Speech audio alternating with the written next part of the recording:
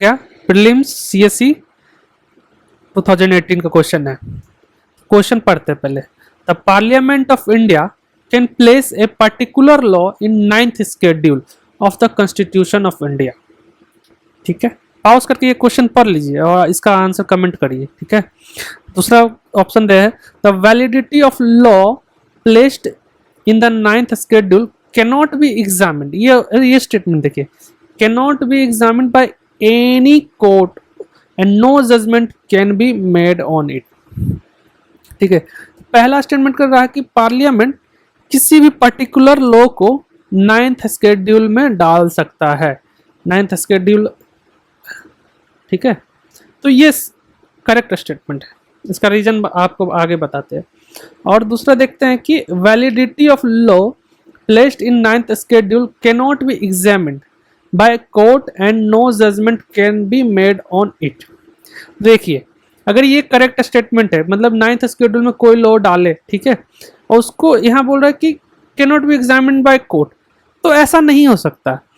अगर आपको पता है कि केशवानंद भारती केस जो था, केशवानंद भारती जजमेंट जो आया 1973 में, उसमें ये चीज सुप्रीम कोर्ट ने क्लैरिफाई किया है कि अगर कोई लॉ अगर कोई लॉ जो कि कॉन्स्टिट्यूशन का बेसिक स्ट्रक्चर को इनवैलिडेट करता है, अगर उसके अगेंस्ट है, तो वो law null and void declare किया जाएगा।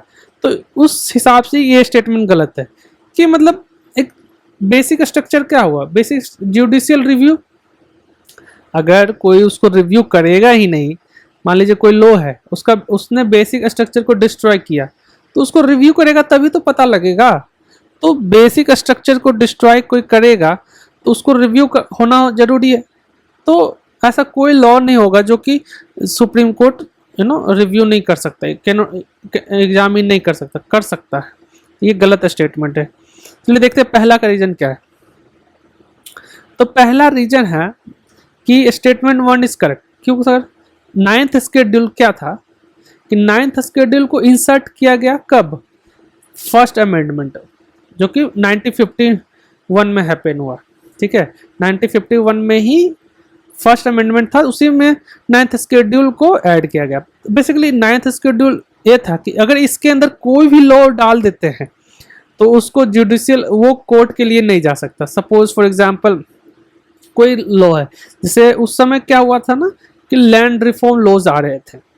तो क्या हो रहे थे लैंड रिफॉर्म में? क्या होते थे कि मतलब कोई भी ऐसा लॉ आया, लैंड से रिलेटेड लॉ आ रहा था, ठीक है, अगर मान लो ऐसा आ रहा था कि कोई जमींदार है, उसका लैंड लेके डिस्ट्रीब्यूट कर देते थे गरीबों में, ठीक है, तो लोग कोर्ट जा रहे थे इस चक्कर में। तो इसलिए लॉ आया कि कोई भी मतलब ऐसा लॉ ला दिया कि ये ऐसा लॉ है जो कि 9th शेड्यूल में होगा, उसके अगेंस्ट कोई केस नहीं कर सकता, उसके अगेंस्ट कोई कोर्ट नहीं जा सकता, इसलिए 9th शेड्यूल लाया था। हालांकि सुप्रीम कोर्ट ने इसको अपहेल्ड किया।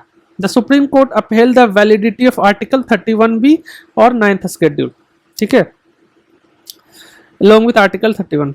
तो ये करेक्ट स्टेटमेंट है। सेकेंड स्टेटमेंट था कि सुप्रीम कोर्ट एग्जामिन नहीं कर सकता, जो कि तो केशवानंद भारती केस 1973 में था।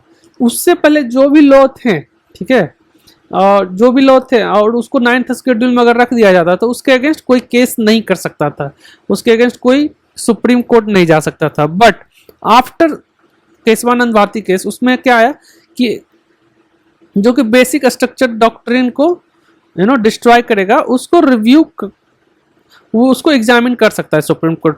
मतलब कि हुआ कि उसको पूरा जुडिशियल, मतलब उसको ब्लैंकेट प्रोटेक्शन नहीं दे सकता। तो कोई भी लॉ होगा अगर 9th शेड्यूल में, वो भी स्क्रूटनी में होगा सुप्रीम कोर्ट का, एकदम ब्लैंकेट प्रोटेक्शन नहीं मिलेगा। तो ये कब हुआ? जब केशवानंद भारती केस के बाद से हुआ। Thank you.